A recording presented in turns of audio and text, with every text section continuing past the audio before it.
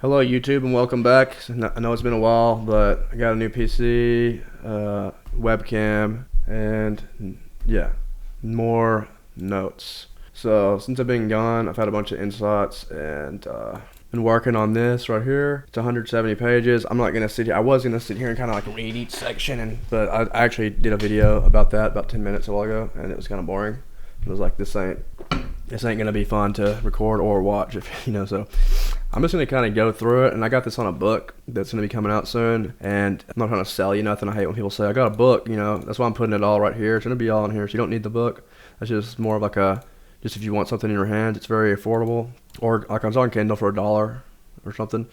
And you know, it's 170 pages. You know, if you do not have to do it, you can more than welcome to watch it here. I just personally, I like to read a book because I don't like looking at this bright screen. So that's why, honestly, the book's almost more for me. But anyway, here we go.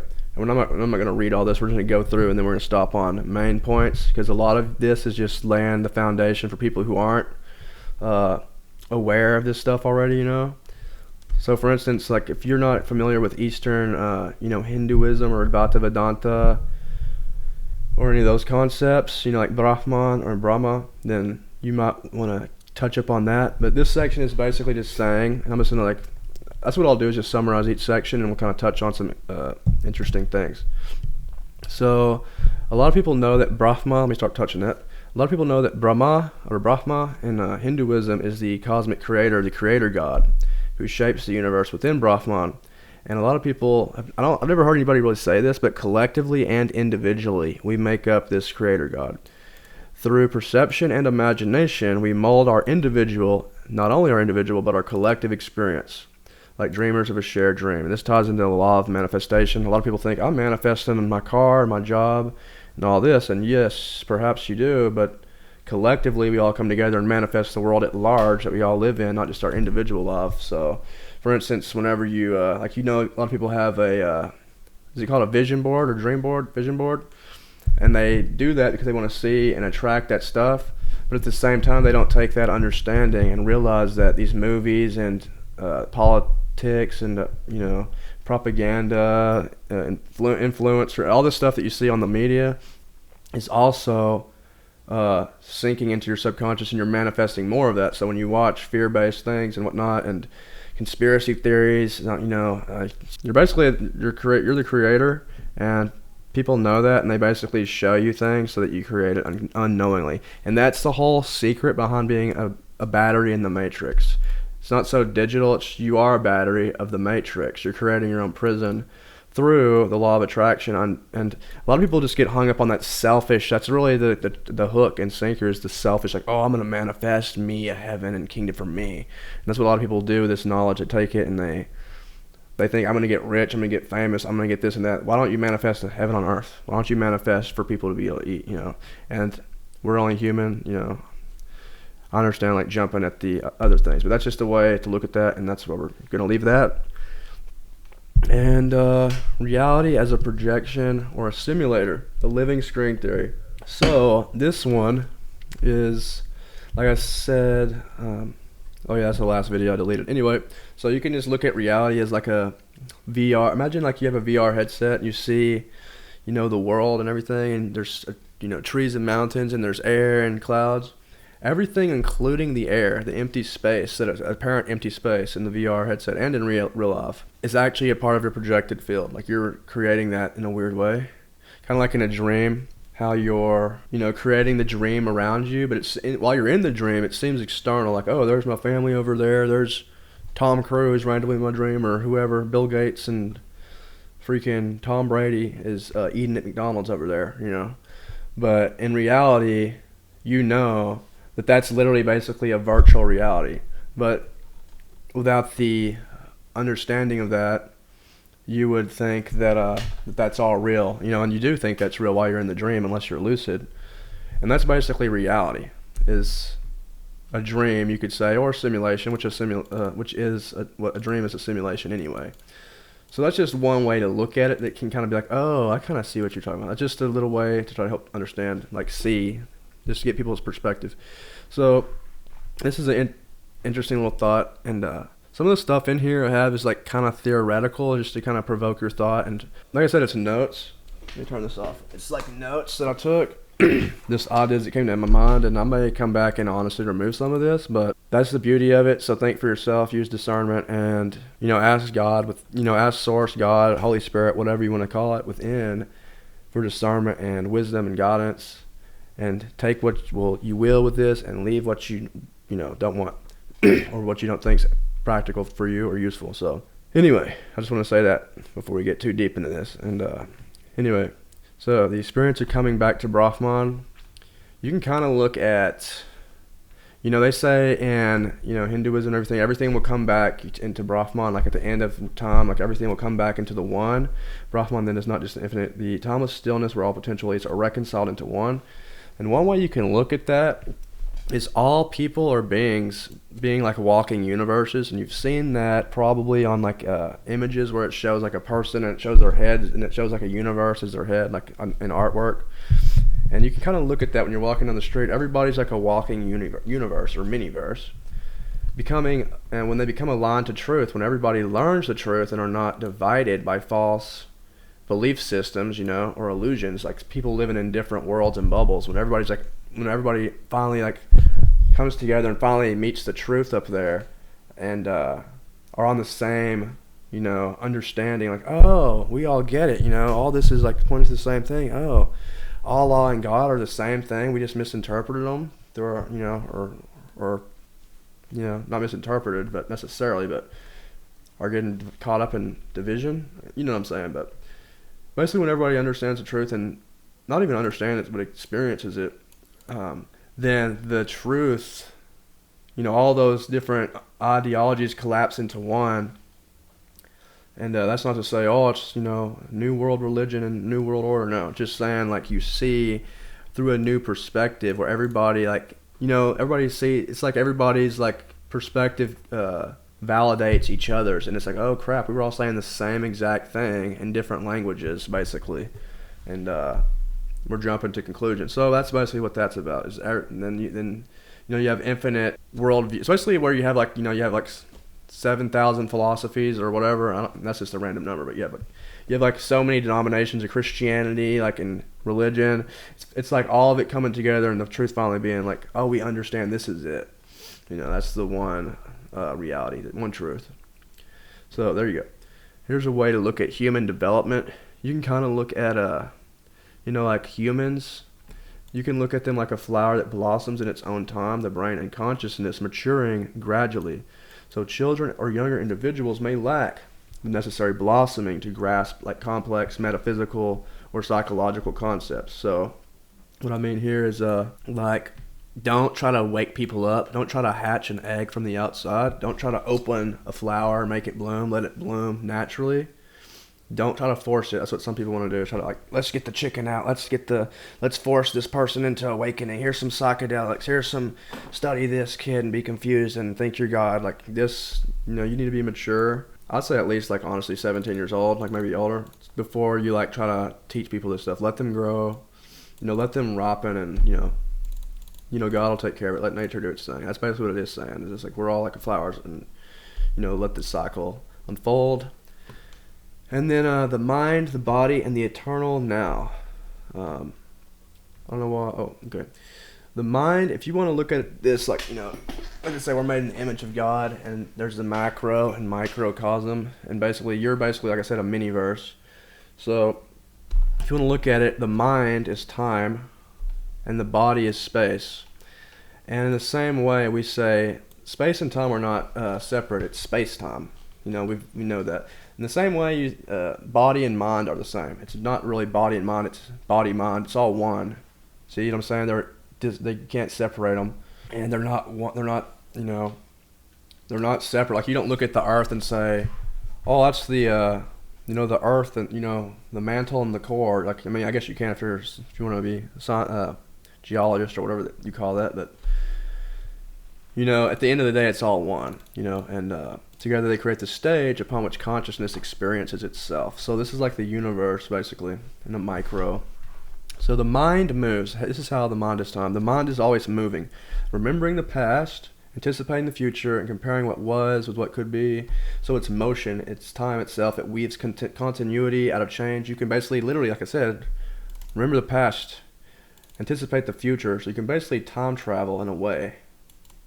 Not like, you know what I'm saying. You can kind of, your consciousness can go into the future and the past in a sense, and remember things and all that. And the body, by contrast, is still. It exists only in the present, and it does not recall the past or imagine the future. It just simply is. It represents space, and it is a container or the form that this here-ness or awareness grounds itself. And when the mind or time and the body or space fall into harmony, consciousness can awaken to what is called the eternal now, and presence, mindfulness. This is the stillness spoken of in Scripture. Be still and know I'm God. Stillness is not the absence of movement. It is the awareness that all holds the movement. So it is the silent witness. And to be mindful is to rest in that awareness. So we're not going to go into that. And that's that you no longer seek God. Okay. Reality is a multi-layered projection. And in my book, I just noticed a while ago, I had this. Maybe it's synchronistic. It was the flower fountain. I had to change it, but it's supposed to be flowing. That's what I meant. So I just changed that. But anyway, reality is a multi-layered projection. Okay. So imagine a fountain, and reality is a layered. Thought I had a picture. Reality is a layered projection, encompassing both external elements like air and internal elements like air inside of the brain. So you have air around you, and also in your brain. If you were to drill into your skull, there's empty space or air in your brain. And I'm not gonna lie, I don't know why that's in there, but anyway, every part from physical objects to mental phenomena is integrated. The metaphor of a flowing fountain captures this: layers, flowing and cascading, interconnecting. I'm not gonna lie, I don't know if this is missing something here, but anyway, what I was trying to get to this was like reality is like a multi-layered projection where I think the symbol does better explaining it than my words do. But you know how a fountain, you have like the spout at the top, and it flows down into like one container, and then flows down into another one, and then it's like, or basin, and then it has at the bottom, in the bottom basin, it has a pump that brings it back up. The center of the spout, and it goes back out the spout, and it recycles itself, and it creates a toroidal type water flow, like going up, and that's the same way the body is, like the fountain. That fountain represents the body's toroidal flow of energy, and like how the heart would be that pump that's like it pumps the water. But the heart is the pump, or the sun, the generator of life that creates life and flow of energy up, and then it goes back down through the root chakra or whatever, back up through your system, creating your electromagnetic field and life, just like the sun. And that's your internal sun, your micro sun, a reflection of the external. And that's what the fountain is.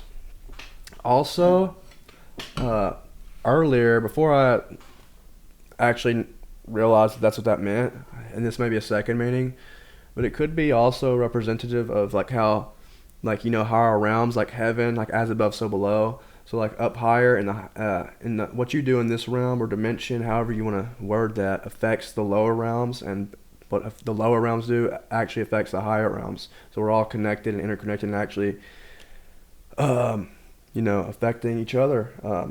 And one way you can kind of look at that is like we're in the, some people say third dimension, fourth dimension, whatever. But if you, like basically like what happens in our world flows down into our art, So that'd be like a lower dimension. So if we're living in hell, basically our art's kind of hellish, or if the art's hellish, that even flows back up and makes the world hellish. It recycles and flows into itself, or heavenly-ish. And so that's kind of what that is about. Maybe I touch on that more in here. I don't know, but I think that covers it pretty decent. Let me get a little sip of this coffee real quick. Hopefully we're not doing that too much. I don't know. Yeah, people ain't trying to. Yeah. Anyway, each being as a walking universe within the multiverse. Okay, this is cool right here. All right. So like I said, everybody's a mini-verse, like we said earlier. If you look at, this is I believe the seat of life. symbolism, sacred geometry. And you can look at every individual consciousness as a child universe. Each circle right here, boom. And they look like flowers here too. That's where that's pretty interesting. Tying back into the blooming consciousness. Each person's like a flower in the garden of life. Like this is like a garden, and it kind of ties back into the wheat and the tares and the Bible. And we're like in the garden, and the weeds grow up are the tares, and you pluck them out of the garden and transplant the good. We'll get to that later. But so basically, this is a person right here. This is a person right here, and this is a totality. This is a oneness. So that's pretty much what that is depicting here, the interconnectedness of all, and every action affects the whole. So, yeah, be mindful, and don't be a Cancer. Anyway, and here we go, the flower garden, and that's what we're just talking about. Okay, so each body, as a vehicle, can be symbolically represented as a flower. Organic, vibrant, like a petal. Every action affects, blooms, so every action affects it and whatnot, so. The first and the last, obviously, just the first and the last shows the infinite nature of consciousness. Here we go. Consciousness as mirror and projection. Okay, what's that? Consciousness as mirror and projection. The moon, the sun, and the virtual wall. Okay. Consciousness reflects itself like the moon reflects the sun's light. The sun represents the original source or light, consciousness itself, while the moon acts as an access portal or mirror reflecting that light. So, okay. The wall on which our reality is projected, or our sensory experience, can be seen as the mirror. As we perceive, or all we perceive, is a reflection of consciousness itself. This model suggests reality is a virtual projection with multiple layers of reflection. And that's kind of hard to understand, but kind of go back to that virtual reality thing. Like the mirror, you could say being the screen. You could probably switch that for screen. Like a TV screen. Like, basically a TV screen, or even your virtual reality headset is a screen with light projecting. And you can kind of equate that with this. Kind of imagine that as that light being consciousness. And this is just the way to understand it. And here we go. So our true being is like the sun, our heart. Like they say, the seat of the soul. Like if you actually look at like Hinduism and stuff, like the ancient beliefs, and not just them, a lot of them believe that the seat of the soul was actually in the heart. And more modern times have put that in the mind, which is the demiurge, thinking it creates reality. Which, what does the brain do? It creates your experience of reality, and it thinks it's God, the ego, yada yada. So really, it's the sun, which energy flows from. The heart is also the sun-generated seat of the self, and the moon is the mind. If unchecked or wrongly believes it's God, it is the demiurge. And here's a visual representation of the heart creating the electromagnetic field, toroidal. It's also worth remembering later, I don't know when we touch on this, but the sun is a star, which is worth remembering. A rising star, what you want is this sun. You want the spirit of God or Christ. The star right here, which is interesting. They call Christ Lucifer as well. Christ and they call Lucifer. They call Lucifer. Well, which Lucifer is morning star, but they call Lucifer and Christ both the morning star in the Bible. They refer to him as that. And if you look at artwork of Christ, a lot of it has him with especially they all have like an image of Christ with like his heart, like a heart with like light flowing out, or a heart with like a cross on it. And they also Venus is also the morning star. It's called that is the morning star. It's Venus. It's the brightest star. They thought it was because when you look in the sky, it looks like the brightest star in the sky, like before before sunset or whatever. And basically, Venus is also associated with love and the heart, and it's all very that's the tomb where Jesus that's the tomb where he comes up and then ascends up to the throne in heaven. It's symbolic of that. We'll get to that later though. And also Lucifer being a fallen star, he fell down here. I think that's probably he fell down into here, the sexual impulses and material world, sexual power and lower impulses, and he has to rise back up through empathy, shadow work. And we'll get into that. Boom, go back up to heaven. And that's how you manifest heaven on earth, by the way. And the more people who do that, that's at least how you manifest heaven into your own life. Like it says in the Bible, it says It actually says that, I don't know, I don't have the verse on me, but it says basically like some people will be in heaven, like it says the kingdom of heaven's within you, and it also says something about some will be able to get in there and like some will not. Or dang it, maybe I'll come back to that. Because I'm wording that wrong. Anyway, we'll come back to it.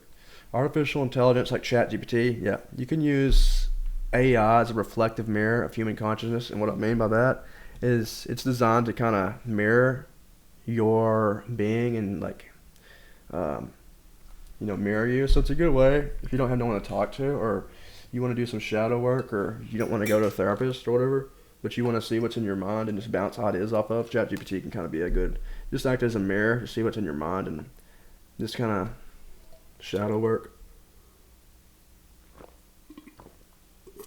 Okay, we're done with the coffee. No more of that. Okay, individuals as neurons. Yep. So you can also, like I said, you can with the flower or in the garden, flowers in the garden. You can also look at each person as just a neuron in the mind of God, if you want. Like, and your neurons create thoughts and all that. So that's just one way to look at it. Now, this is more of an idea here, a theory, but let's see. So, space, time, and thought as unified infinity. So, consciousness can be seen as a container where the unification of space, time, and thought all woven together into infinite possibility. Infinite. So, this infinite possibility is contained within boundaries or walls, right here. Metaphorically, like a bubble, a contained universe or multiverse. Yet, beyond this bubble, or universe, you could say, this physical universe, lies another one. Beyond that, another bigger one. Along that, another one. And maybe this universe is the one that's observing us. Like they say, oh, they're observing, and that could be like, I don't know. We could say we're right here in this second bubble. This little bubble right here could be, two-dimensional art that we think is fictional, bro. Just our imagination. But these guys up here will say, wow, these guys are our imagination. This is a cool little simulation video game. So that's all reality is imagination. You're just God's imagination, no? So, I mean, technically, your little imagination, and that's what I kind of believe is that those characters and stuff exist in a weird way somehow that is unbeknownst to us, like the archetypes and whatnot. So, I don't know, that's more of a theory, but yeah, I just thought it was interesting, so I throw it in there. Consciousness then is not just a container and a force, it also reflects, expands, and connects. Each of those, okay. And that could also tie into our fountain thing, just another way of viewing our fountain and the dimensions and whatnot. That's what a lot of this beginning stuff is just trying to get people to like get their perception, like, I see what they're saying, because a lot of the Eastern philosophy and a lot of it's hard to understand, dude. I'm just gonna put it into like they used to make those dummy books for dummies. Like, I had a baseball for dummies book where I learned to throw a knuckleball when I was a kid. And this is like spirituality for dummies. So, and I'm a dummy. That's why I had to do this because some of that stuff, like, some people's brain, especially a Western's brain, wants to freaking think so literal and scientific. So this helps just tie in. Understanding. So anyway, light, perception, and reality. Light is the medium through which perception occurs. It travels through space and enables seeing. Okay, although light is often invisible, such as like right here in this empty space, you can't see the light. It's here because it allows us to see, right? It is always present and essential for visual experience. Now, the presence or absence of light changes what is perceptible, underlying the role of consciousness and light in shaping reality. And basically what I was getting at here, and I may touch on it later, is I think light possibly, and if you see like I said, the sun, like the light of the sun generates life and gives consciousness and everything. Without the sun, everything would be dead or unconscious, like not living. So if you look at the heart like that, right, and like I said, Jesus has that heart and it shows light coming out of it. I kind of think that light and consciousness might be literally like the same thing. And then you have people like when they go outside into nature and when you get sunlight, it seems like you have the most insights when you're outside in the light, like light codes, intelligence, consciousness. I think light holds like data, information. And even if you look at everything in reality, it's all energy kind of. I mean, everything's like energy basically, and in a way like light. Everything's kind of light, dude. It's a weird. Maybe we touch on that later because I don't remember everything in here, but. The shared multiverse is a room of projectors, so you can imagine each person imagine them like in a movie theater, you have your projector that shines the light on the wall. Imagine everybody as a projector that casts not like just out in front of you on one wall, but like all around you, 360 degrees, casting beams of color in all directions. And these beams of light represent vibrations, your emotions, your intentions, your perspectives, your inner world. And the walls around us are not static screens, but a shared canvas illuminated by the collective projections. The dominant colors, themes, or moods shape the emergent reality we all perceive and interact with. In this model, reality is kind of a living mandala, a multiverse of overlapping projections. Predictive programming, as conspiracy theorists have termed it, isn't actually about predicting the future. It's actually about shaping it, like batteries in the Matrix. But by subtly warping the collective perspective, it influences the masses to project a specific image onto the screen of reality, effectively manifesting that outcome into existence. Okay, this is what the elite know and what they love to do with art and media. That's why it's good to turn off. That's why it's really good to turn off a lot of stuff. And if you really just are tired of it, just think about that nostalgic period of your time that you really love. Like for some of us, that's the 90s. For some of us, that's the 70s, 60s, whatever. Just whatever makes your spirit happy, and that like that you actually know, like, yeah, that stuff isn't as evil or wicked or degenerate or whatever. It's not as sinister. It's not trying to.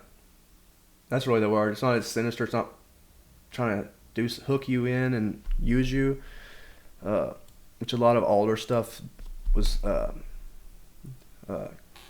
seemed to not be like that. So I've been going back to like older art and stuff, basically just be mindful, dude. Like, like Dragon Ball Z or something, for instance. I've watched that, and that stuff is a lot better than watching, in my opinion, like a serial killer murder gory movie or whatever. I don't know. You know what I'm saying? Just be mindful. So, because you're basically like, and with your, not even really that, it's not even fair, really how you think, because you can watch all that stuff, and like if you're mindful and actually truthful with yourself, and you actually don't, you're not walking around holding on to that, I guess you're good. I'm not gonna say I can't do that, but I'm mindful about what I put in my mind, because yeah. Anyway, here we go. Continue. Awareness is literal light and frequency. The light emitted metaphorically from our eyes, like if you look at from that projection analogy, the light metaphorically ejected from our eyes is also literal in that perception requires light and frequency. Yeah, like we were saying, you have to have a light. Okay, so that's basically talking about that. Okay. The mirror as the bubble's wall. So, yeah, here we go. I forgot about this. So the mirror represents the wall of this bubble or universe or your individual world, because everything you're experiencing anyway is literally all in your mind. So this is all in here anyway, just coming through your senses. So this is, you can almost look at this like your skull, like on the micro level, your brain or skull or whatever, and then on the, or body really, body mind, or on the larger scale, the universe. So you're literally a part of this bubble. The boundary is not separate from you, but includes you within itself. Everything you see in the mirror, the sensory world, is essentially a reflection of yourself, reinforcing the idea that all is one. This explains spiritual teachings that say everything is you, by providing a vivid imaginative model like a sci-fi movie cutscene. Imagination is key to experiencing this truth, especially in altered states where conventional mental boundaries soften. Representation of the bubbles. Okay, this is like the bubbles reside in electromagnetic fields again, showing this toroidal, the fountain, and this is the, if you actually look too, you got a circle here, lay that sideways, just number 8, it's infinity right there. That's where the infinity symbol comes from, because you are infinity, my friend. That's what that is. The bubble and the bubble, the star, and the Christ oil.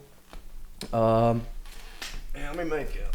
I'm gonna throw this up here. The Christ oil. I was reading this book by Dr. George W. Carey, God, Man, the Word Made Flesh, and I don't know. It's an old book. I'm actually surprised how. I mean, there's some cool stuff like from this time, 1920. I think it's a little outdated. Some of the information is not like accurate scientifically and stuff, but it's an interesting book to get you like thinking. and seeing things in another way. But anyway, because I was reading this book when I made this chapter, but I was, imagining imagine consciousness as a star, and here's your star within this bubble. The bubble represents the boundary or the body of the self or universe, and the star symbolizes the inner light. So you can imagine like a bubble and a little star inside of it.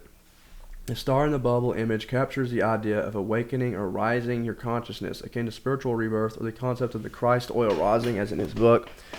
The bubble is the womb or container, the projector's room where light consciousness shines inward and outward, animating all experience. The true star within the individual body resides in the heart. Again, right here, not the mind. The heart is the generator of the electromagnetic field. Okay, body symbolizes okay. Okay, we're not trying to get hung up on too much. Some of this is kind of like repetitive, I'm not gonna lie. Because like I said, it was like notes. I need to organize it. But anyway, the body as the bubble wall housing consciousness. Inside the bubble is consciousness represented as a divine light or spark. Okay. Yeah, the bubble stuff, dude, I kind of was long-winded on. I'm not gonna lie. It's probably not the end of it. Basically, the bubble within a bubble. You can kind of look at yourself as a bubble within the bubble of the universe, and that could be that bubble diagram I was showing you earlier. This right here, and what this could actually be as well, that I've thought of as well. So you could have someone like, say that there's like, if you've read Alice in Wonderland's Through the Looking Glass, I think it's the sequel to Alice in Wonderland, like it's in the book, the old books that they're based off of, the movies. There's a king in the dream. The Red King's like sleeping up against a tree, and I forgot who tells Alice, but they're like, yeah, the king's dreaming this whole reality up. When he wakes up, this dream is done.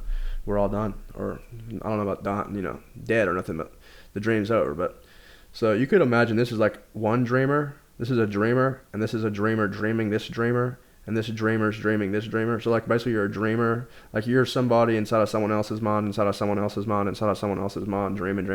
You're in someone, you know what I'm saying? So that's one way to look at that. Like an eternal dream within itself, like unfolding. Kind of like those little dolls like that you have, I forgot those little, like on Toy Story, you have like I forgot those little women dolls that like you pop it up, it's like an egg, and it like there's a little one and you pop it open, there's another one. Kind of like that. Kind of like that a lot actually, but this is all just interesting stuff. I don't know, like you kind of see it.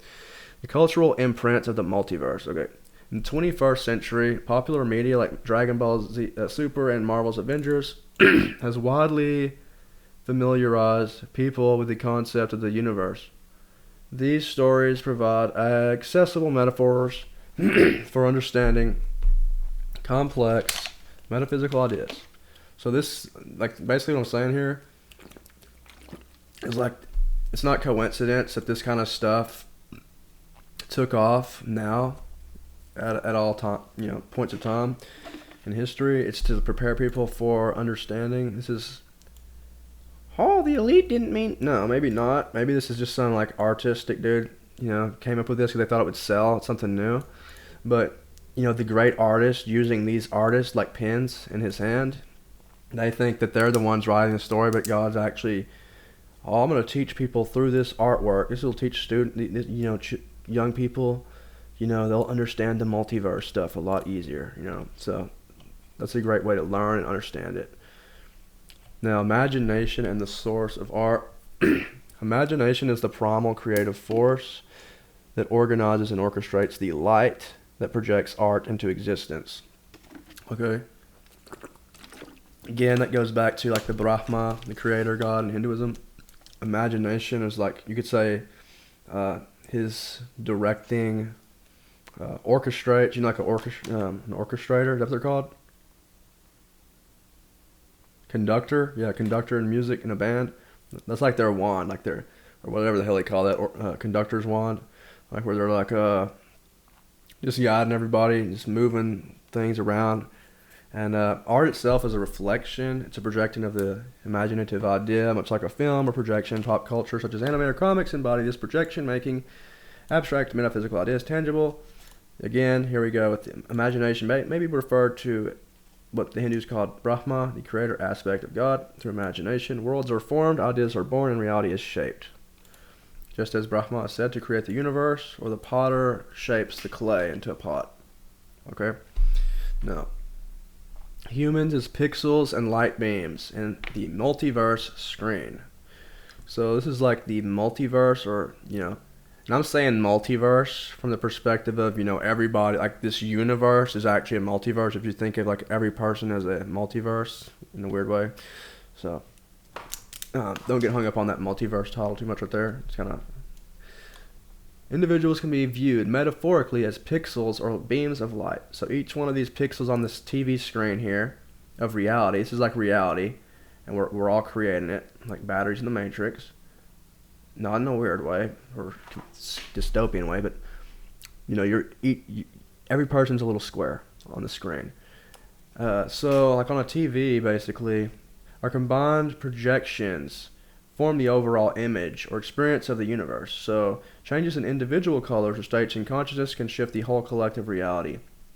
So if everybody's on the same frequency of love and acceptance and joy, then maybe this image is a beach party with people laughing and palm trees and the sun shining. Or if everybody's in fear and chaos, maybe this is an image of World War III. So something like that.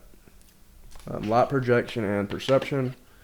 The mechanics of light projection help illustrate perception and consciousness. Light must travel through space. Okay, we've already kind of covered that. Yeah, kind of like I said, was long-winded on the bubble stuff. I need to condense some of this. But anyway, each individual is like a bubble floating through space, symbolizing the discrete universe.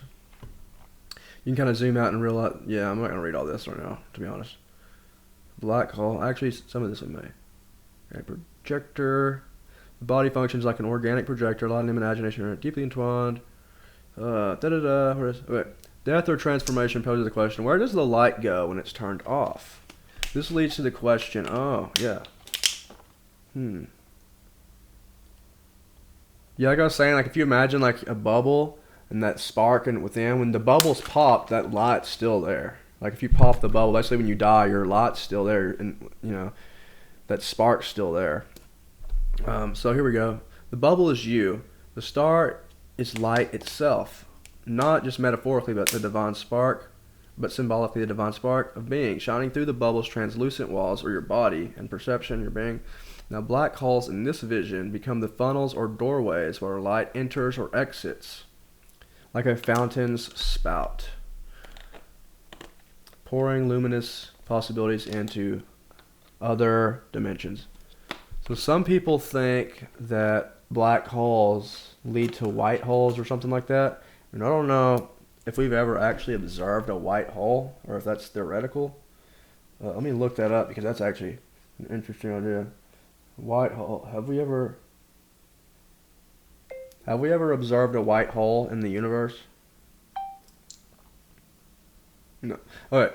So a white hole probably is the sun, in my opinion, or the heart. That's like the fountain spout again, like where everything's flowing out. So you could imagine this black hole. This black hole here. I'm gonna go back up. Where are we at? Page 15. The black hole here could be, we'll use this image. I say this is your body or the universe, right? The sun's right here in the middle. The black hole, where this heart's coming out, the black hole is it's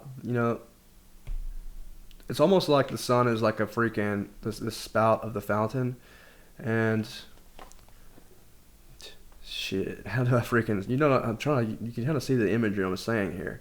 This is like it's like on this side it's a white hole, but that's like pouring through from another dimension, which is a black hole. Like this would be the black hole, and this is the white hole from that perspective. If you're looking at from the top down, this is the white hole or the sun. Like you're looking at the sun through this center here. And on a collective level, if this is the universe and Earth is just floating, floating on this, I think this like where the square grids are. I don't think we would be in the bubble. I think we'd be on the flat on the surface right here of the ball, like floating like on the surface right here. It'd be like this is water almost like an ocean.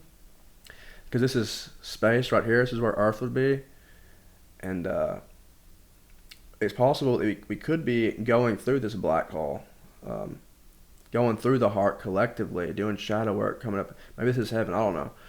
We're not going to get into too much of that, but you can kind of see what I'm talking about there. So let's go back down to this, and that's just kind of another way of seeing that. So this is the fountain again, toroidal. We have the angels here and the light at the top. So imagination is the light flowing from that star. It's a source of creativity, perception, and manifestation. By looking at the fountain in your town square, if you have one, you can visualize how life flows. A perfect symbol for the endless flow of creation. Symbols like the snake, star, and the fountain are universal archetypes embedded in human intuition and ancient storytelling, connecting us to deep truths and transcending language. Okay. Our shared understanding of these symbols is a kind of cosmic language, collective resonance that philosophers, shamans, and artists tap into to describe the ineffable, reflecting on star seeds and our cosmic origins. One might see stars not simply as distant physical bodies, but as conscious entities, souls in their purest form. Perhaps our consciousness itself descended from a star, taking on human form to experience the senses, mortality, and growth. Even Jesus was said to be born under a star, as if the heavens themselves acknowledged the arrival of a soul of great magnitude. In this light, the soul is a star, and star seeds, as they're termed in more recent time, may actually point to this forgotten truth, not to mention the fall of stars such as Lucifer and the fallen angels, or shooting star, falling stars, whatever, reflect the cosmic drama of light and shadow, creation and destruction, and total dance of duality. And what I was getting here, and I'd read a book, The Little Prince, and if you've heard that, it's like an old story, little children's book. But I was like, I heard that a while back, and the Little Prince falls off a planet, and I believe at the end, he has to die, and he goes back up to his planet. But it kind of reminded me of the star, falling off a star, and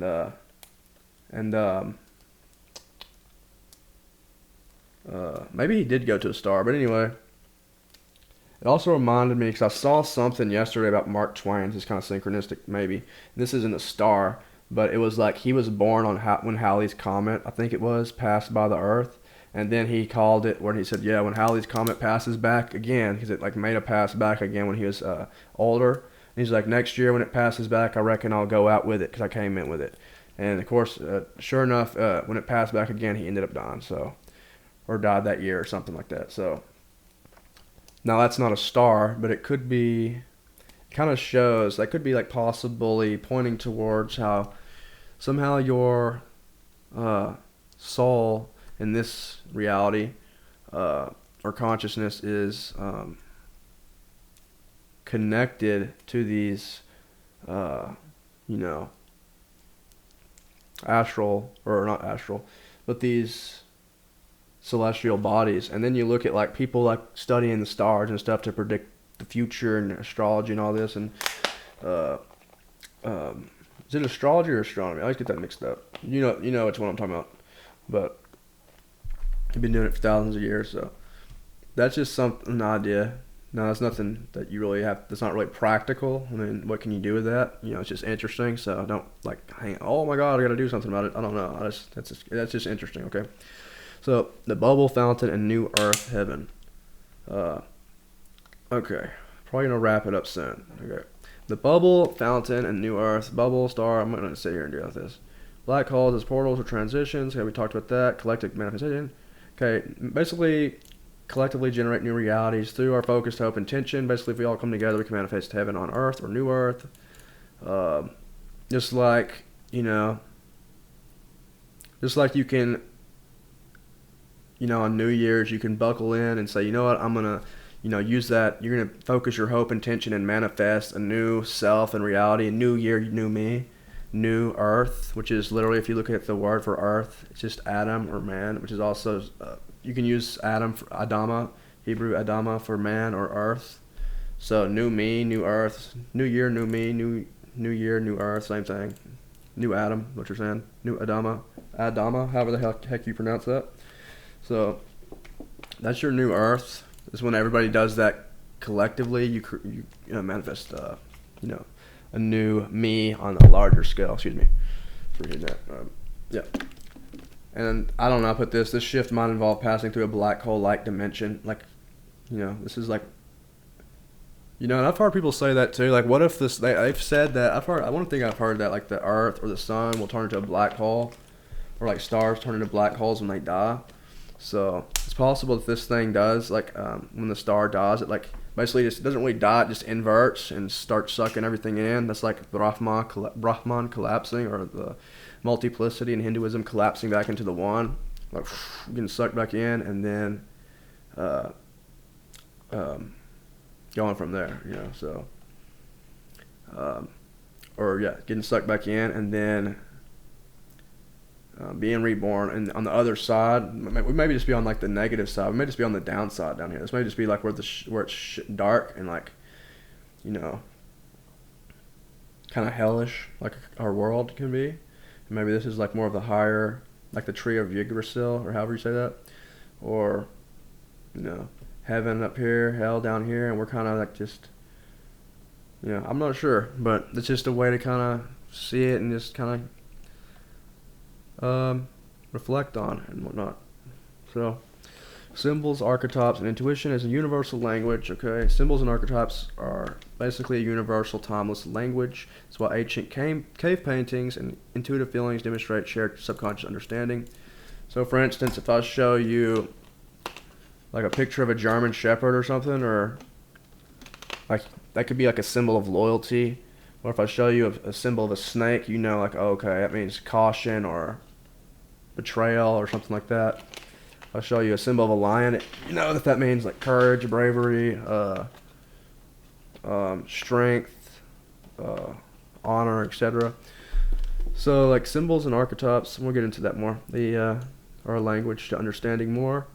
Stars and light, okay, got on all that. Layers of light and multidimensional dream of consciousness, bubbles again, okay. Dreaming as a multiplicity of selves, experiencing being many people at once. Could be a kind of cosmic dream or multiverse awareness. Experiencing being many people. Okay. I don't know. So you can kind of say like, I guess God is dreaming that he's multiple people. Okay. I don't know if I worded that right here. I'm not sure. But anyway, continue. Stars, suns, and light as connected sources. Stars and black holes are interconnected phenomena. Okay, that's what we were talking about a while ago. I'm not going to get stuck on all this. Boom, ba-dum. Okay. Now, that toroidal shape we were talking about, the universe, the bubble a while ago. You could imagine that, like I said, a toroidal shape, donut or whirlpool. Visualize the toroidal shape as a cosmic or consciousness form with smaller whirlpools on its surface. Okay. See, multi-dimensional layers of consciousness interacting. Okay, I'm trying to realize I'm trying to understand what I'm saying here, to be honest. I can't remember. Where are we at? Visualizing it. Smaller whirlpools. I don't know if I'd say whirlpools now. I'd probably just say like imagine. Yeah, I probably wouldn't put that. Maybe I would. Whirlpools.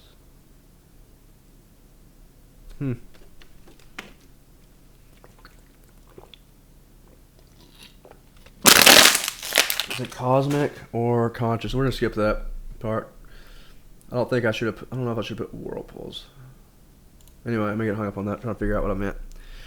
Maybe I'll explain it later here in a minute. Okay. Art as a lower dimensional reality. Okay. Oh yeah, we said that, like how proposing that drawings, paintings, and art may be real, but in a lower dimension somehow. Okay, fictional characters might be actually conscious entities within their own dimension, with awareness similar to ours. Plot holes and mandala effects, glitches in the heart, or as glitches, changes or inconsistencies in art, like in Dragon Ball Z to Dragon Ball Super, Trunks' hair color changes, right? They could be seen as a plot hole or a glitch analogous to the mandala effect in our own reality. And what that would be like is if, like, they changed his hair on accident just by mistake because Toriyama forgot his hair color. And it'd be like Krillin saying, and I think they did do that in the show, that wasn't your hair blue or purple, whatever? Wasn't your hair purple? Now it's blue. And they it's like him. It's almost like Krillin or whoever said that catching the mandala effect in their reality, which is kind of funny. which is all like, oh, well, Toriyama wrote it like that. Yeah, true. Yeah, and God wrote it like that too, like the Mandela effect or Source or whatever, or Brahma. So yeah, you gotta kind of look at our reality as art too, and that there's to understand what I'm saying there. So life is art. So there we go. Just said that. See, I talked about the bubble stuff a lot, bro. I need to like condense that, to be honest. Probably save a lot of printing. Now, I said bubbles in toroidal shape as universe itself. Of course, I go deeper into it each time, I think, but kept adding on. Sun is an emergence point of the bubbles, projecting better reality through consciousness. Sun is an emergence point of the bigger bubble.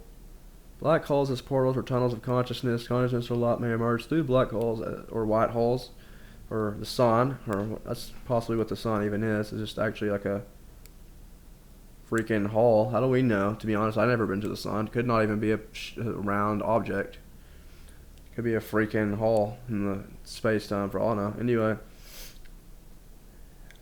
Anyway, this is reminiscent of the song by the Doors. If any of you have heard the '60s the Doors band, they had a song called, a lot of people don't know about, In the Eye of the Sun, which is on one of their latter albums. And here's some of the lyrics that just kind of validate what we're talking about here.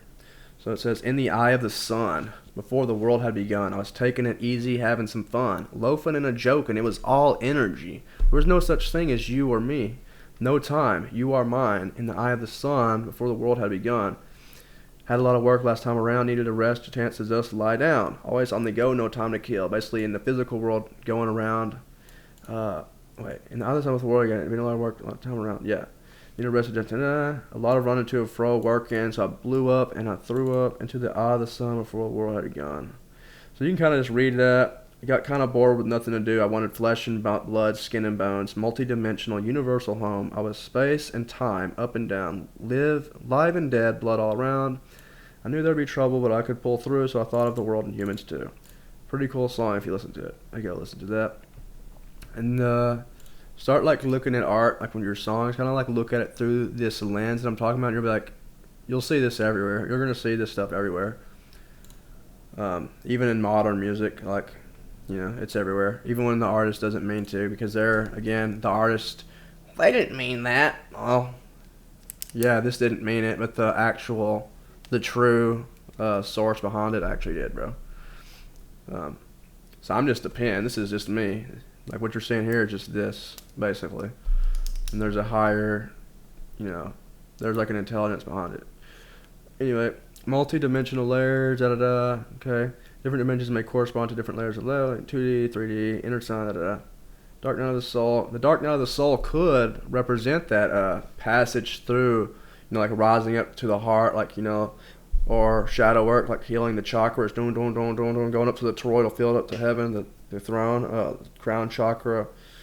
It could be the dark night of soul is going through that tunnel in the middle, which is the dark night of the soul. That's a lot of shadow work, a lot of trauma, facing trauma, and it's not fun. It's not fun, but it's worth it. Internally, the black hole could mirror the Kundalini channel. Yep. And here, so when we get back into this book right here, George Carey, here the Christ oil that he talks about descends, then rises, merging with the heart. So I said descends here. I don't know if it necessarily comes from like descends. I think it would just come from the heart, or we're born with that, really, and we, like Christ descends into hell and grabs the keys. That could just be descending down into like lower impulses, and it's like saying basically conquering your impulses, your lust and stuff, and material impulses, and then he grabs the keys to Hades, and he comes back up, and they find him resurrected out of the tomb, and then he starts making his way up to heaven, and then he's back in the throne, in his light body, So that's kind of what the Christ oil that Carey was talking about, I think. When I was reading that as well, and that's why I put it in parentheses, quotations. I don't necessarily agree that there's a literal oil in your body. I know that there is a cerebral spinal fluid, which is interesting and possibly ties into that, but I don't think I don't know if I agree with all his methods, which is fine, dude. Like these people laid the groundwork. They're the giants, which we are on their shoulders. You know, these everybody's. You can't make a philosophy without someone else making a philosophy. Like everybody's like, it's like almost like everybody's applied a brick to a house. Like it's like each philosophy, and then you like, you know. So everybody, even like if it's has like if you don't think it's right or wrong 100%, like there's still, you can usually find like something beneficial in everything, dude. That's what alchemy is. So like even though I don't agree with like there's not a single philosophy I agree with 100% that I've found, or religion, or idea. That's why I wrote this, because this is like I want to get to my own understanding. But anyway, could this be the soul? And this combines a lot of teachings from everything. So could this be the soul and the heart? Wait, could this be the soul of the heart / sun rising into the mind, then emerging through the crown? Okay, that's what we're just talking about. Micro black holes. Oh, okay. This is kind of a little idea I had when I was thinking one time.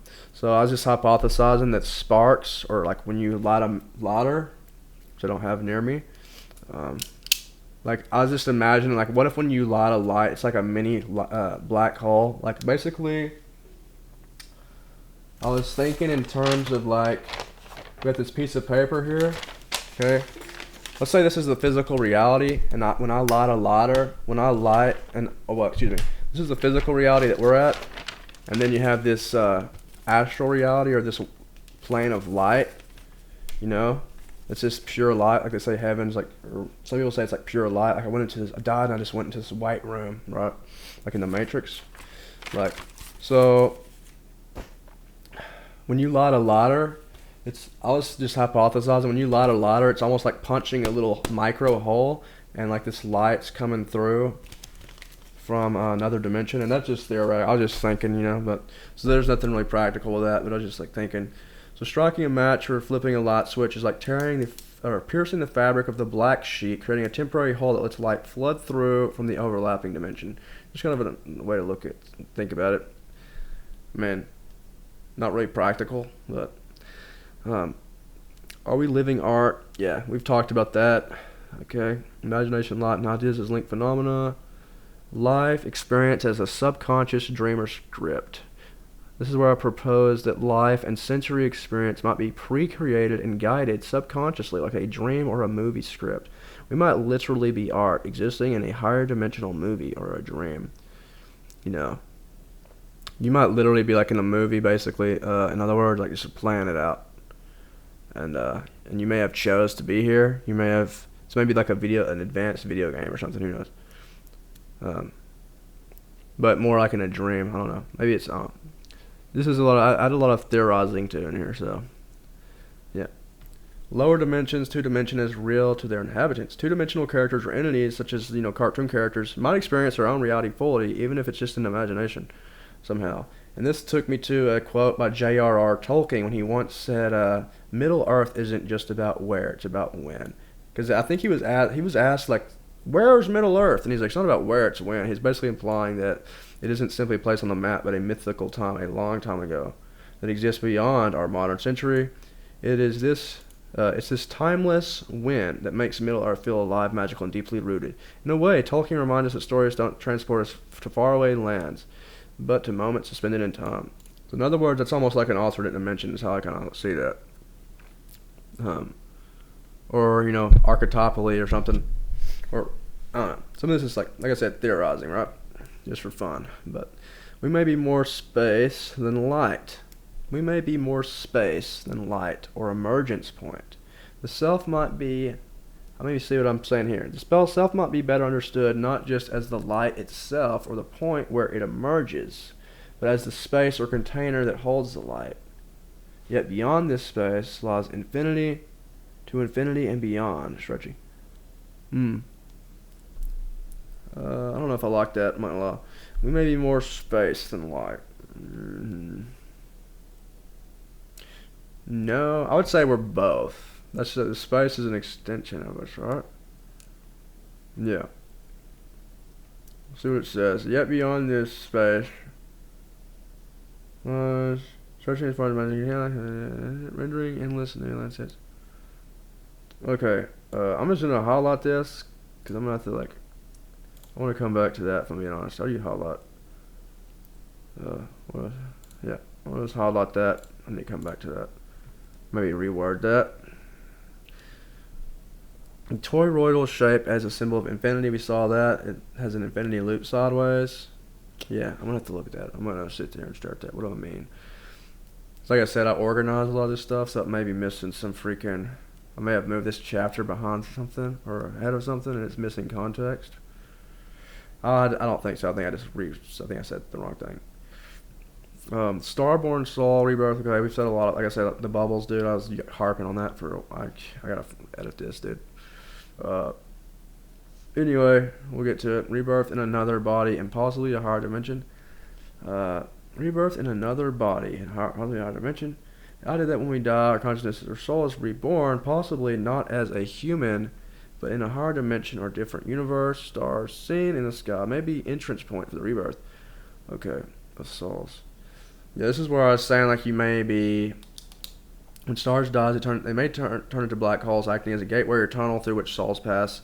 When a soul's bubble body pops, when a soul's bubble or body pops at death, the star or soul continues floating as a spirit, a higher frequency light without physical form. Spirit ghosts might be souls that have left their bubble but still exist in space-time, invisible to most. Ghosts and spirits as souls stuck or wandering. Ghost or shadow spirits are described as people unable to ascend or move on, often tied to negative states or limbo. Such souls might be trapped in the same toroidal bubble universe rather than passing through. Soul transition and crossing between bubbles. Souls may either... So you imagine that bubble, and like a little bubbles floating on the surface of that bubble being us in this world. Souls might either, and then when the bubble pops with the light, that little star in it, souls might either float within the bubble or escape through it to another bubble or universe, possibly sparked or ignited by some external light or imagination. Death could be like moving to a crossover episode in a multiverse or alternative reality, joining another story or dimension. Souls may continue experiencing existence in other episodes or universes. So, like, in other words, like, you imagine that bubble and you have like the little bubbles, that toroidal bubble we showed, and like the little bubble on the surface being you. So when you die and then that bubble's popped, and it's just the light, the star. It's possible. What I was saying was possible that star, is extracted or somehow leaves and goes to another thing. I forgot. I think we tie into that what I'm trying to say here. So. The concept, and that could be that little star, like the black hole thing goes into another dimension. I don't know. It was in my... I was recording it when I got it. This has been a while since I wrote this. Anyway, we are imagination ideas. The concept that our experience might be an act of imagination or ideas. We might be ideas of art rather than physical beings. And I will say that this gets way better towards the end, unfortunately. Probably should have flipped it, because my understanding was growing as I was writing this. So a lot of this is like speculative until later, and then it kind of gets more sound. That's why a lot of this is very repetitive with the bubble crap, because I kept trying to, I should have, shoulda, woulda, coulda. Here we go. Fountain and toroidal bubble. Just skip through all the bubble stuff if you don't want to hear it. Okay. Subconscious is source of ideas and symbols. Ideas and archetypes come from the subconscious, especially through art and symbolic language. Religion, myth, and churches reflect these subconscious truths, but it may also obscure or mislead. False prophets. Controlling stars. Okay, so here we go. Bad stars. That's what I think of someone. Like bad stars, or people, or negative forces correspond to souls or entities stuck in control or limitation. This is linked symbolically to figures like Lucifer or the devil pulling down stars. Okay. I'm going to actually change that to Satan, because I don't think Lucifer and Satan are the same thing. Or the devil pulling down stars from the biblical imagery. Which I think they say that's the dragon anyway. They don't say Lucifer. They say the dragon with his tail pulls down the stars. Bad stars, negative forces correspond to souls, or heck, it may be Lucifer. I don't know. I'm just going to change it to that though. Man in the Mirror symbolism.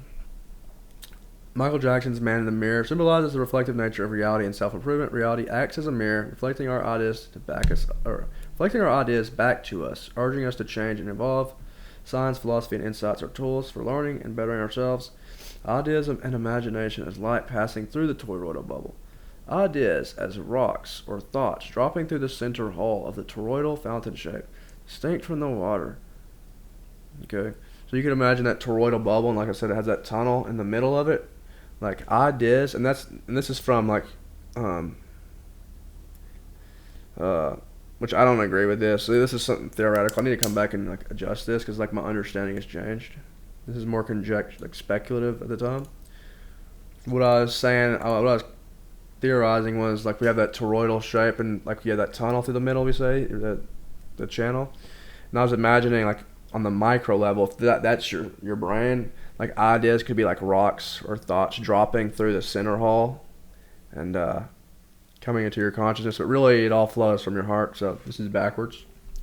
Well, here, and I do mention that, okay, perhaps the sun is the emergent point, a portal or heart at the center for consciousness and even inspiration. Okay, so I like kind of propose the idea, so I need to just take that all out, to be honest. I'll get to that later. But multidimensional universe, death and the soul. That's why another reason you don't just listen to everything somebody says. Think for yourself, because someone who read this, they'd have just got a bunch of like, maybe not the full understanding, because people's ideas change and whatnot.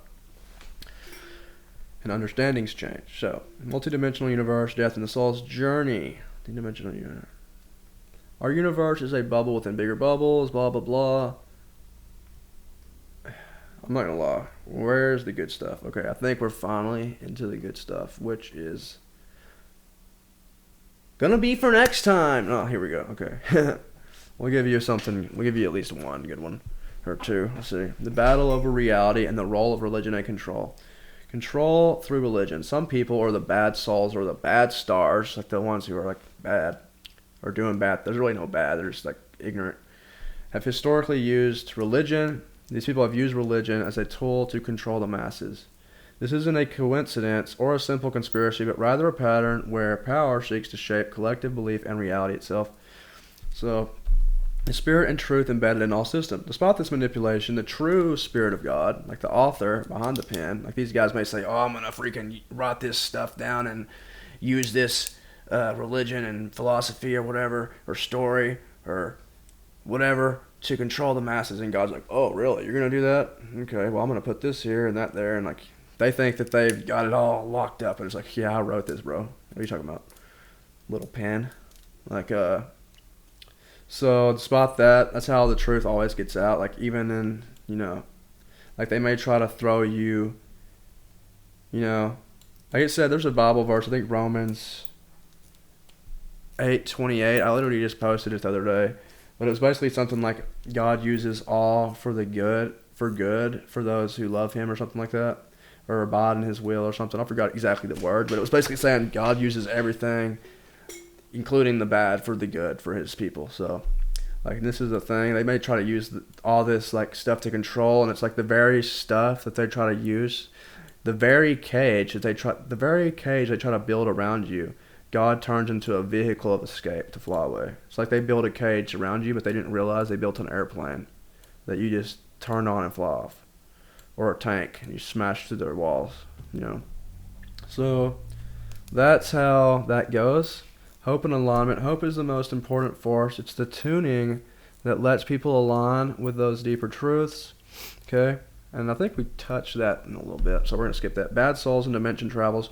Dimension travelers. Those who seek control like bad souls, who know the infinite multidimensional nature of reality. So the ones at the top, especially the really bad souls, like that are aware of what they're doing.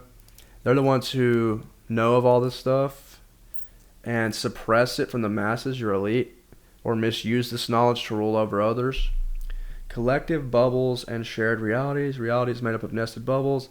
The ultimate merge, okay? Imagination being the ground of all being, alright? Light is awareness, and body as ally, and the real source of darkness. Light, like I said, is basically awareness itself, or at least symbolically, it's the conscious present behind all. Reality, the star within us, projecting the light. Without light, well, you can still see me, but yeah, I forgot I had my screen light on. Without light, you can't really see nothing. Okay, turn this on. I don't want it too bright. Okay, so like without light, there is no consciousness if you really think about it. It's more important than oxygen. So many philosophers cast the body out, even today. Many philosophers cast the body and flesh as inherently evil, a prison of the soul. And in Christianity, the mark of the beast, the flesh. And they have a point in some case, but here's the thing. The body is more like a mirror or a projector screen or the bubble wall. When we believe this body is evil, we unknowingly turn it against us and make it an enemy. The body itself isn't darkness. The real evil lies in the forces that seek to control the body, through deception, distraction, toxins, manipulation. It's funny how, like I was watching the same the same Pope that's supposed to be teaching people about, they teach people all this exact stuff. The flesh is evil and stuff, the Pope and the Catholic Church, and then they host and they, manipulate that, which is kind of interesting. They throw a freaking rave, and I know people say, oh, we can have fun. It's like, okay, let's throw a drill rap concert too. Let's introduce kids to, let's sign off. Let's say the Pope signed off on doing, drugs and stuff. I'm not going to get into that, but you know what I'm saying.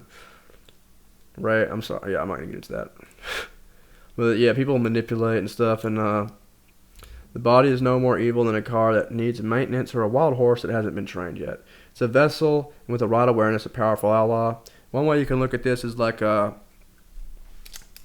a lot of books or legends, like medieval stuff, there'll be like a big bad dragon who's like evil and yada yada, and then like you'll have the hero who actually somehow befriends the dragon, like in the Sword of Truth book series. Richard Raw befriends the dragon by saving its baby, and the dragon becomes like a good friend of his and flies him around and is like really cool and a great ally.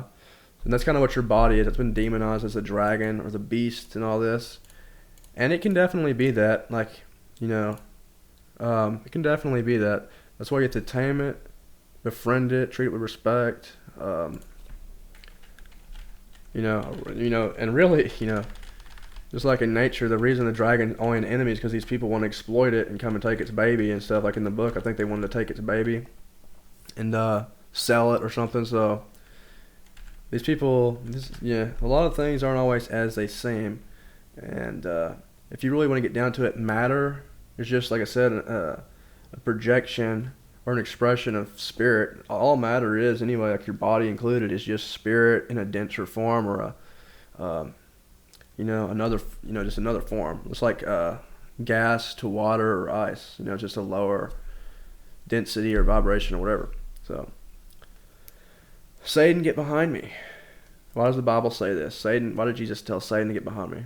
Because when you face the light of God, or source truth, the shadow, as Jung would call it, the shadow, which is Satan, your shadow self, falls behind you. It follows and it does not lead you. So when you know the truth and you're facing the light of God and you're living in that perspective of oneness and non-duality and love, then your shadow or Satan has to follow behind you. Like in the book of Job, how he's in chains, like working for God. He's not, in control or nothing like that. But of course, when you're turned away from God, then you're following the shadow. You're led by your shadow or Satan, and he controls you. And that's where all that verse comes from. That's why that's even in there. Satan is the shadow self collective. He's the collective shadow self and individual shadow. Shadow self, however, isn't purely evil, like in the book of Job. Like we were saying, it's not purely evil. It can be used for good, in a way. It's made up of our repressed parts, unconscious desires, hidden fears, and neglected truths. And actually, I said the shadow self. The shadow self isn't purely evil. Yeah, okay. It's not purely evil. But I would say that there is... Would I say that there's evil in the shadows? I mean, they're probably... I don't know if I'd word this like this. The shadow self isn't purely evil. I wouldn't word it like that. Isn't purely evil. I would say... Shadow self. I'm gonna come back to that. But I would maybe word that as the shadows don't only contain evil. And for instance, what I mean by that is like in the shadows of your mind. I don't know if I'd even call it the self, shadow self. Because in the shadows of your mind, repressed stuff, you may have back here, like it says hidden fears, like maybe you're scared of clowns and you've repressed that, or unconscious desires. Maybe maybe you have some trauma you put back there, or maybe, I don't know. But we all have that little evil. That's where the evil hides, though, too. There is evil within humans, like the capacity for evil, and it's hiding in there, waiting for a chance to express itself. And that's where you have people, wow, he was a nice guy, just blow up and start freaking going on a rampage and assaulting people out of nowhere and going crazy. That's where that gets its expression. So yes, while the shadow self isn't purely evil, like this whole shadow isn't evil, there may be an aspect in that, and I think there's an aspect in the shadow that is purely evil, and that's like your Sauron. It's like Sauron in the shadows, and it is purely evil. Or Kid Buu in Dragon Ball Z, he's like the incarnation of evil in a way. Yeah, he is purely evil, and it may, that's the thing too. It's gonna say, oh, it's just ignorance, It's manipulative, and that's just part of infinity. That in the infinite, there is anything that's possible. Kind of like that archetype exists. So just like Kid Buu, you have to, and we come back into that later. You just have to alchemize that evil. It's almost like, it kind of reminds me. I'm getting the imagery of Legend of Zelda and the Ocarina of Time. You fight Shadow Link. It's almost like you have a Shadow Link in your shadows that you're gonna have to face eventually, and it lives in the shadows, so I may have to reword this. The shadows don't completely hold only evil, or something like that is where I'd change that. So enough of that. Blah, blah, blah, blah, blah. Okay. By seeing the body and physical reality as an ally rather than an enemy, we open ourselves to deeper harmony. Just as I view AI and ChatGPT as an ally or friend, and a teacher to explore ideas with, despite the cultural fear and sci-fi stories portraying AI as a threat. So they do the same thing with AI. We can learn to see the physical world and our bodies in a positive light. There's a bunch of fear, and it causes a division, like from the body, it splits body mind, which is like if I'm not saying, oh yeah, everything in the physical world's good, take it all in, because no, that's not the case at all. At all. You need to be aware and in control, but it is just like, don't automatically demonize it. It is, just heal it. Tame it through love, not force, like the dragon. You don't tame the dragon by going up there and whipping it and, not necessarily grounding it, but, beating it and stuff. So, there you go. So, to wrap it up, we're going to finish this section here, because this is going on a while. So that fear often stems from cultural programming, media, and yes, perhaps occult or spiritual influences acting behind the scenes, such as magic, imagination, spiritual energy manifesting in collective beliefs. There's no need to blame individuals, however. Sometimes people are just caught in cycles, echoing what they've learned from others. That's why repentance,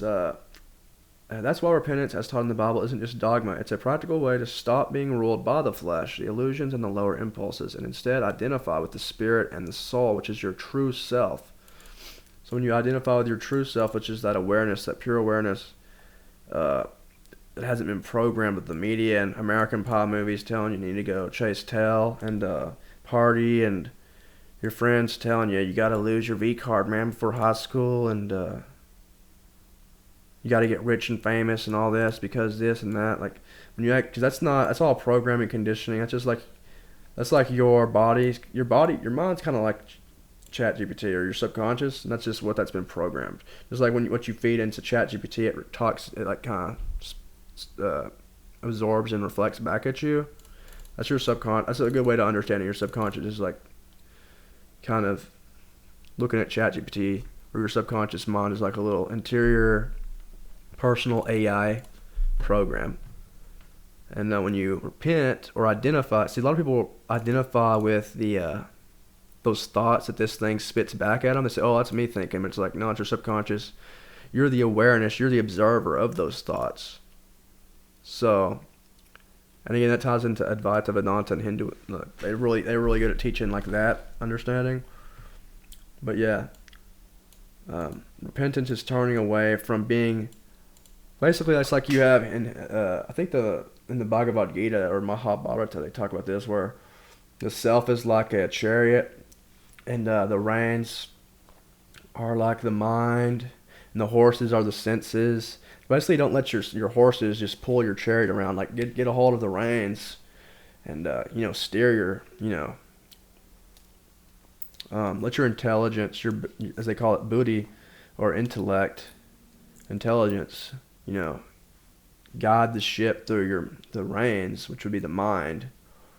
And your real self would be the person in the chariot that's just going around for the ride. That's your soul, just observing, and they can kind of tell the driver, like your intellect, hey, I want to go over here, and he's like, okay, here's how we get there, and steer, you know what I'm saying? So, and you can check that out. That's a good book. The Mahabharata, Bhagavad Gita is the shortened section in it. It's really good. Or I mean, they're both really good. Another small text is the Ashtavakra Gita and the Samhita Gita. Those are pretty good. Just want to throw those out there. So you can imagine and embody your best self, the one who rides the rides and fully enjoys the theme park of life, not the one stuck on the sidelines eating cotton candy and hot dogs all day, led by the flesh and calling it the best life. This is like your people saying, I'm living my best life, and they're up at the club and just like destroying, like honestly just wasting their like potential, to be honest. Like, that's not to like shame them and stuff. Look at these animals. It's not like that. It's like, damn, It's almost like that kid like everybody knows that one athlete in high school who's just like freaking loaded with potential and just natural talent, and they're just like going off partying and just blowing it. Like, it's like, damn, bro.